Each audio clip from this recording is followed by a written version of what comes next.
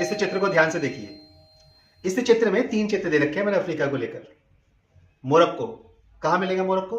तो अगर थोड़ी सी ज्योग्राफिकल इंफॉर्मेशन भी देखें, भौगोलिक स्थिति देखें, तो मोरक्को अटलांटिक ओशियन के नॉर्थ वेस्ट की तरफ मिलेगा। अर्थात जो अफ्रीका महाद्वीप है उसका नॉर्थ वेस्ट का जो सिरा है वहां पर आपको मिलता है देश मोरक्को, अटलांटिक महासागर से लगा हुआ। यहीं पर आपको स्टेट ऑफ जिब्राल्टर की जल संधि मिलेगी।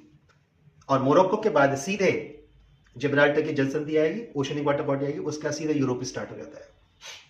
मोरक्को की कुल मुस्लिम जनसंख्या 99% से अधिक है, लेकिन मोरक्को ने जो कल बकरीद होने वाली है उस पर बकरों की बलि का या उनको बलि देने का जो उनका प्रावधान है कुर्बानी का, उसको इस बार के लिए रोक दिया है और भविष्य के लिए भी रोक दिया है।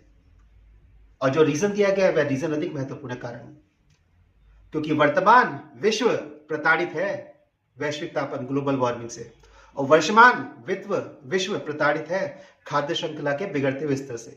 जो फूड चेन का डिसबैलेंस हो रहा है ना, और जो ग्लोबल वार्मिंग हो रही है, इसको लेकर पूरा वर्तमान विश्व इस समय चिंतित है।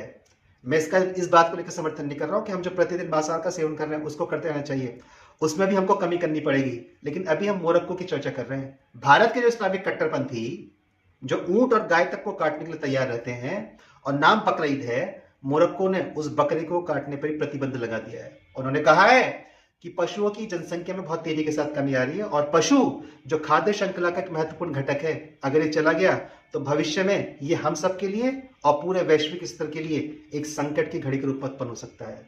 इसलिए मोरक्को के राजा ने कहा, अगर आपको बलि करनी है तो दार्शनिक और मौखिक रूप से करिए, आदर्श रूप से करिए, वर्चुअल आभासी रूप से करिए, लेकिन ये बकरों को काटना बंद करिए। अब इसको भारत में ले आइए। क्या भारत में इस्लामिक इसको स्वीकार करेंगे? तो अगर इस्लाम एक है तो फिर अलग अलग व्यवहार क्यों है? और अगर ये अलग अलग व्यवहार है तो यानी कि अल्लाह का इस्लाम तो नहीं है, तो बस यही है मोहम्मद अर्थात लोगों का इस्लाम। और जहां पर अपनी अपनी सुविधा के अनुसार इस इस्लाम को गढ़ा गया है, क्योंकि इसी इस्लाम का जो जनक है अरब देश, वह अरब देश पाकिस्तान और भारत और इससे इधर के मुसलमानों को मुसलमान मानते ही नहीं है। वो कहते हैं ये इस्लाम का अंग नहीं है। और ये मुसलमान, यहाँ के मुसलमान अब शियाओं को मुसलमान नहीं मानते, अहमदियाओं को मुसलमान नहीं मानते।